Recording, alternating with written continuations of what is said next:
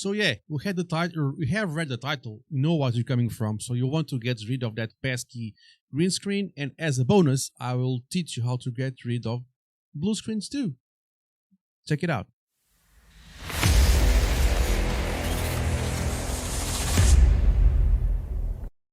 So yeah, you came here to learn how to, on the Davinci Resolve, get rid of the green screen or create a green screen effect.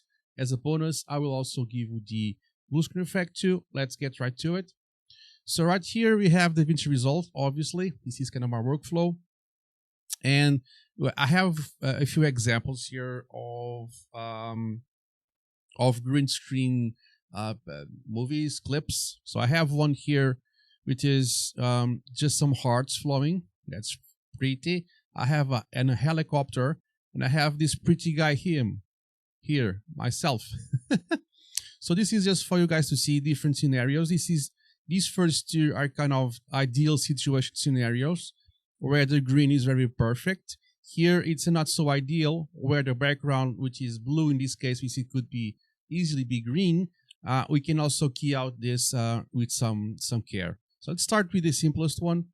The technique is the same. The base clip, it's just different from one to the other. So what you're going to do here, you're going to click just below my camera, just below here, you'll see Open FX. You click on a search bar and you click 3D, okay? And you see only one thing, which is makes our lives way, way simpler. So just drag your 3D keyer to the clip, okay? It's there. Now here, just to get your bearings, on the right hand side, you just on the inspector, you just click the effects, okay? Click effects. And now just below the picture here, you have just, it's below my webcam, but you know what it is. You just click here where you have the transform, crop, etc. Click the Open FX overlay, okay? Next, you just have to do one thing, which is to paint. So just paint over the green, and in this case, it's pretty much done. You see?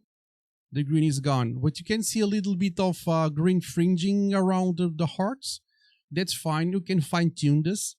You can. It's really simple. You just go back here to the inspector, find the DSPL slider, and find the sweet spot. You can just slide it to the right-hand side until it is on the maximum.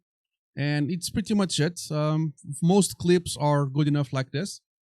And now you have some hearts on fire, literally. Okay, let's try this on the attack chopper. So the same principle applies. Drag the 3D keyer to the clip, click on the effects on the inspector, go to the Open FX overlay and paint over the green, and that's pretty much it. Again, some DSPL it's necessary here, and there you go. Perfect. Attack helicopter, the attack on fire. But again, these two situations were situations where the green was quite perfect, quite decent, very smooth.